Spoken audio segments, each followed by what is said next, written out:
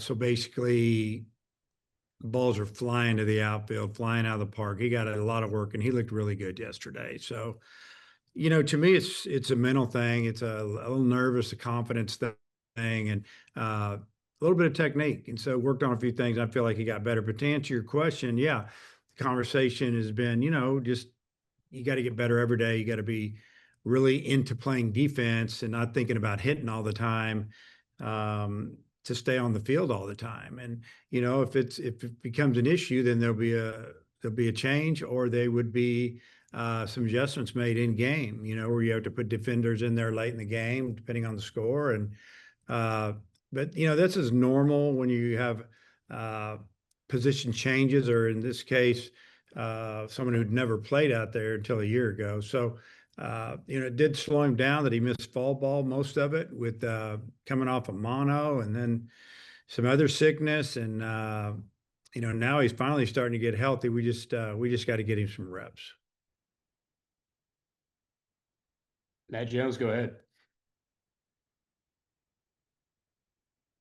Sorry, you took me off guard there.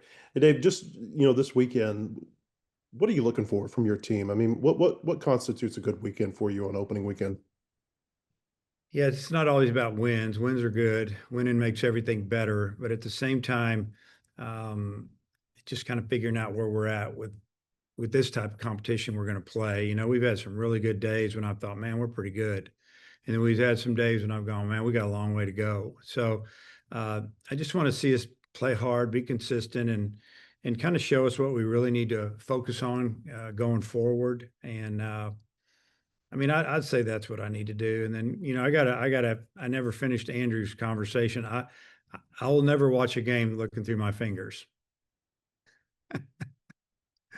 You said that one of your former players was here working with Cujillo. Can you tell us who that was? Yeah, Fletcher. He'll be a great coach one day. He's ate up with defense, and talking about him back in the past. He's probably one of the, as far as just running a 60-yard dash. He's not the fastest center fielder I've ever had, but he may be the best center fielder I've ever had. And it's all about technique, anticipation, and just reading the ball off the bat. And he's done this 2 and 3 years in a row. He's worked with our guys a little bit, and we ask him to. I've always said this around here. There's no ego around here. We just want to get better and we want to improve things. And he's getting ready to head out to spring training, but he did that for us a couple days in a row. Just took, Cujillo asked him, and it was great. When you've talked about Nolan the last couple of weeks, you've said, the arm is got to get there. When you say it's got to get there, is it arm strength? Is it accuracy? A combination of the two? With who? Oh, with Souza? Yeah. Nolan Souza, Okay. yes. Yeah. So, well, it's always going to be a little bit of both, but it's more the arm strength. When you're coming off of any type of surgery on your throwing arm, there's going to be some accuracy issues, so to speak, but really more about range of motion, arm strength, and then it's mentally letting it go. And what we've seen lately, and we've made a change, is because he's been freed up to do whatever, is that, yeah, he'll long toss, but he's not letting it go. And you got to let it go. You got to throw hard, full of effort. Throw it as hard as you can, and start doing that a little bit, because I think that he sees that, he's behind. The frustrating thing is it took five weeks to have surgery when he heard it, and that wasn't us. And so he's behind. We thought when he got hurt, we thought, okay, he can be ready.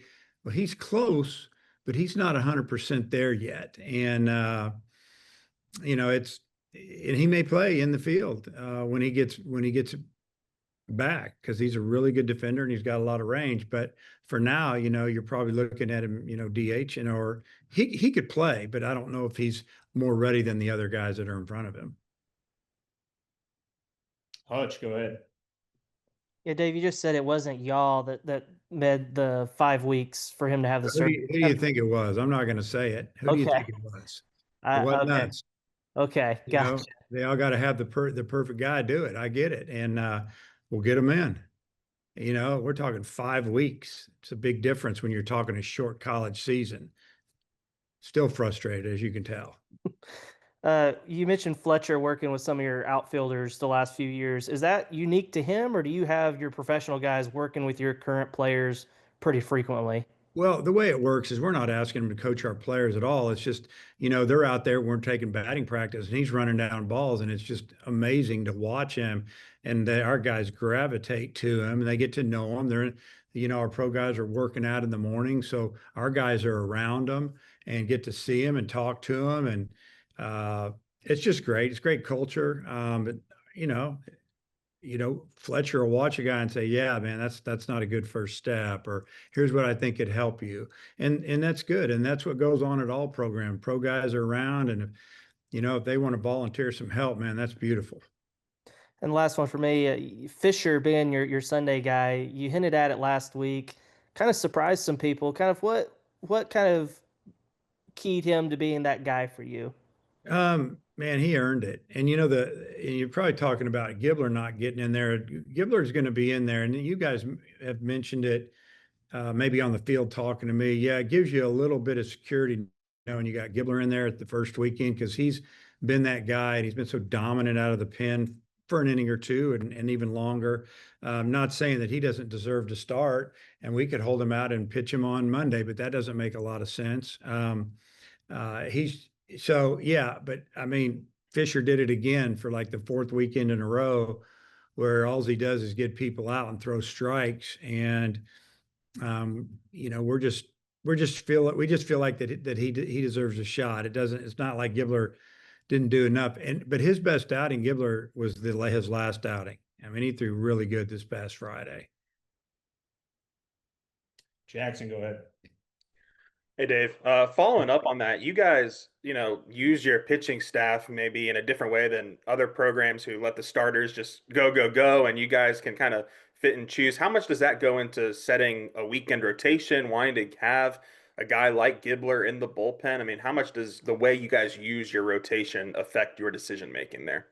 I'm sure in this case a little bit, maybe not a lot. We really like our relievers. Our relievers have flat out gotten us out this side of Christmas. Let's just put it that way. And it's and there's a lot of them. We feel really confident about our bullpen because we can come at you with left and right and a lot of velocity.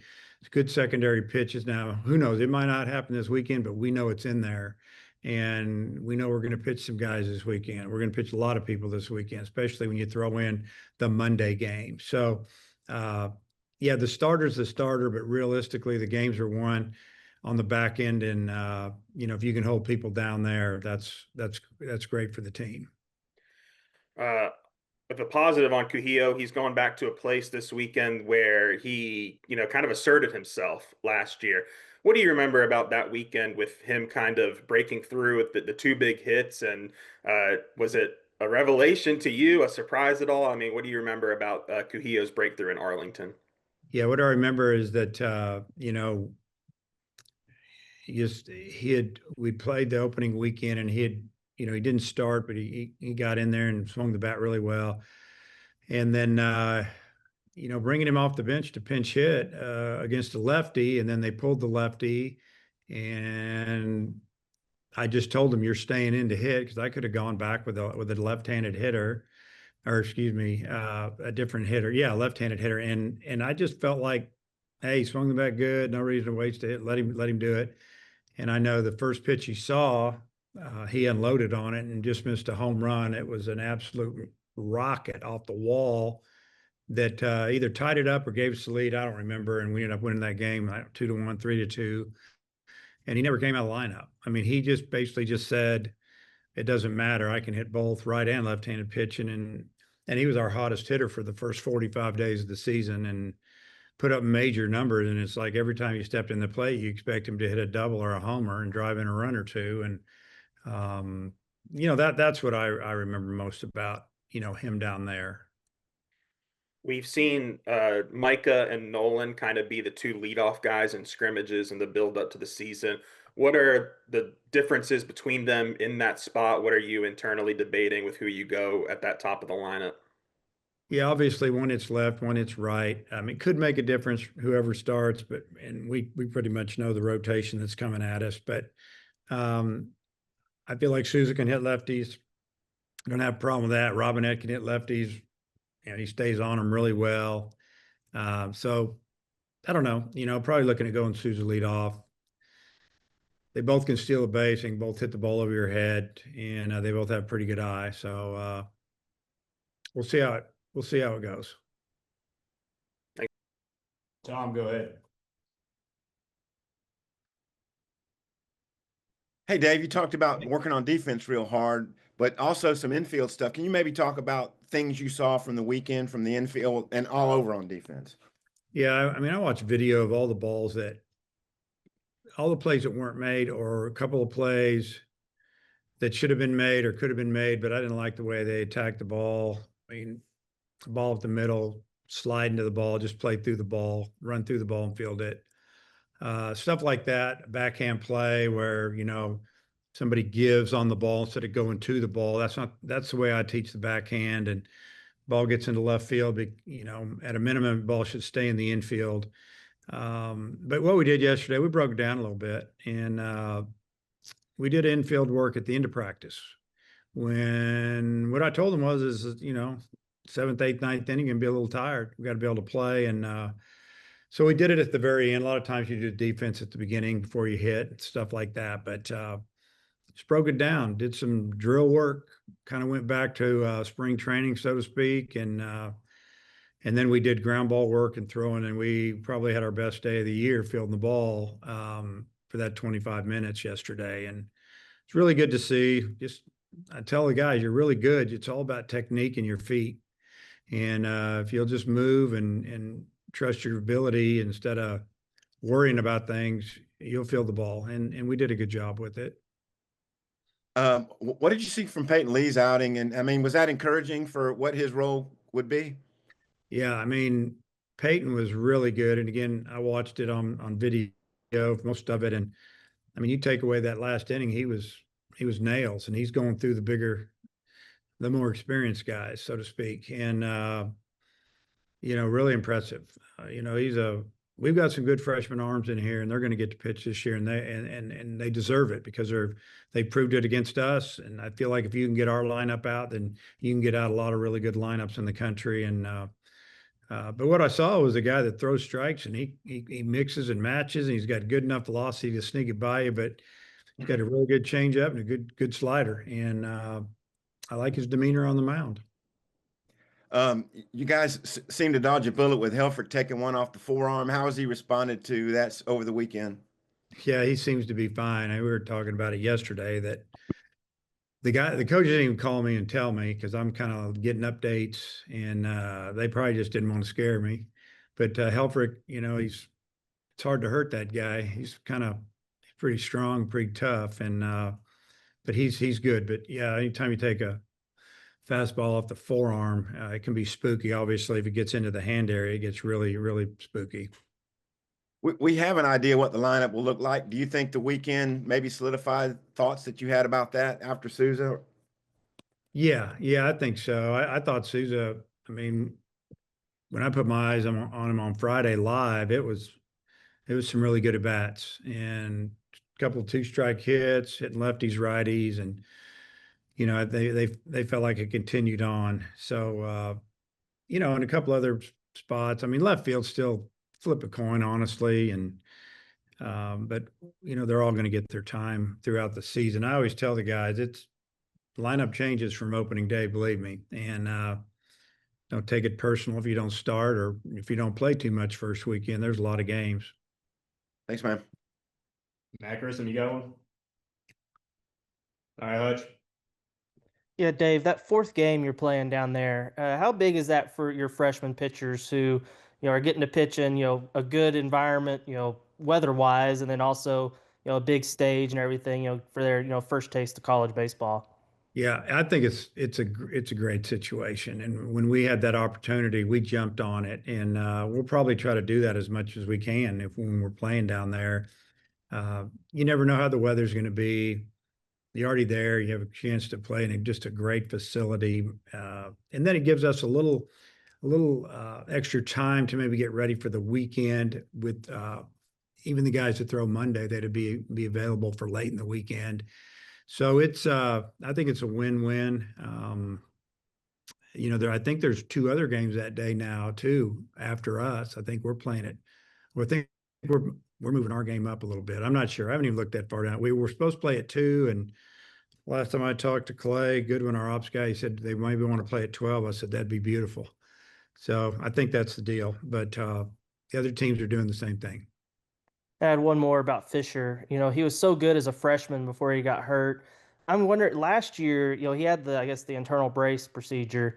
How much of coming back from that maybe impacted him last year, and could you tell this fall and this preseason that he's fully back from that? Oh yeah, the first year, kind of feeling his way through. As a freshman, you saw great command. He didn't have the great command last year as much like he did, and so that has to do with the injury and getting it fixed, obviously. And then now the command is back and the velocity's up. Stuff is better. Really more of a 4-pitch mix now, and maybe 3-pitch before. And so it's been really good. And I love the way he competes on the mound. He's got a pretty good pickoff move. He holds runners well. He fields his position well. And I feel like he deserves a chance to go out there. That was Matt Jones. Anything else to add?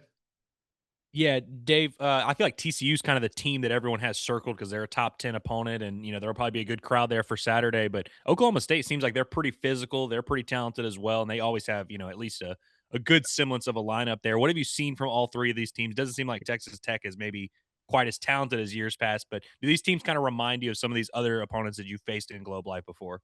Yeah, I mean, Oklahoma State, obviously, that's who our focus is on, and they're very physical. They're outfield, they've got some power there and athletes. And, the starting lefty they're throwing against is, I mean, if it hadn't been for the injury, who knows what he'd been doing. So he's a year or 2 out, year and a half out from Tommy John or whatever it was. And, we're reading all kinds of great things about him. It's going to be a great matchup, and it's the first game of the year. You never know how it's going to go, nerves or, just guys just trying too hard. So it's yeah, it's going to be a great tournament. I don't think that we really circle anybody in anything right now. It's just one day at a time, and try to get better before we open conference against Mississippi State here. And we got about 4 or 5 weeks before we do that. So Oklahoma State, respect Josh and his program. We've had some knockdown dragouts with those guys. I think a couple of years ago, we lost in extra innings. Then one year we got after them pretty good. I think they've got after us pretty good. So really it's just a good way to start the season with a really good opponent.